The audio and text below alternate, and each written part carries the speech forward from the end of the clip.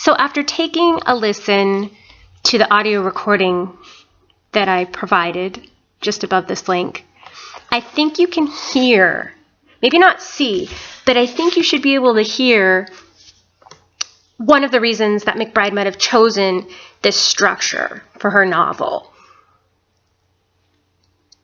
It's poetic. It has rhythm.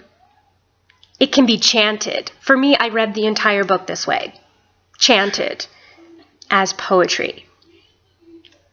I didn't think for a moment, excepting for the first 17 pages when I was still trying to get a sense of what was happening. But after page 17, I didn't think for a moment, where has the grammar gone? Or why does the print size change? Or why are there extra spacings? These thoughts didn't occur to me because I was so focused on keeping that rhythm going. And I have a couple of hypotheses as to why she might have chosen this rhythm for the story. First and foremost, I think that poetry is a very primal, and when I say poetry, I mean songs, I mean chanting, I mean things with rhythm. Poetry is a very primal expression, I think, of what it means to be a human. And even animals have developed a lot of repetitive sounds that they take ownership of. But for humans, it can be poetry. And the content that McBride has chosen to write about, if you've gotten into this book at all, you'll see that sex is a prevalent theme. Excuse me. Sarah, I'll be at the couch in just a moment, okay?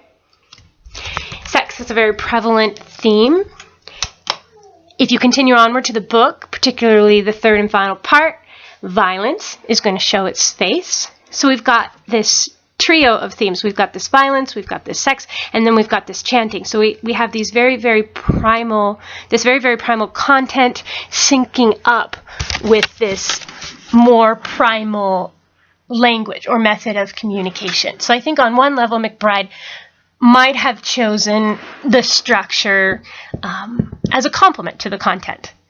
Besides that, I found the structure moved the book forward in many ways.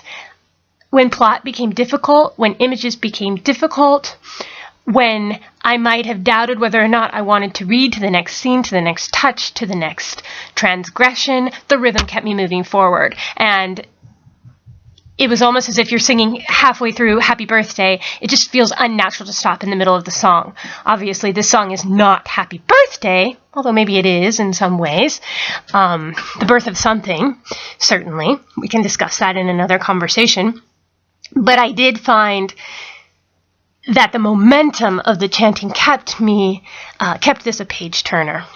So those are just two thoughts that occurred to me as I read this and I thought about structure. Number one, it didn't occur to me that she was avoiding grammar so much as she was creating something else, something beautiful, and that was the chanting, and that this chanting might have been there by design to either complement the content, the primal themes of sex and violence, and or just... Mom, did we make a butterfly yet? We did make a butterfly, just one little moment, sweetheart. Or secondly, to keep us moving forward even when the poem Mirroring Life becomes difficult. So thank you. I am interested in hearing your thoughts, and now I've got to go back to making a butterfly.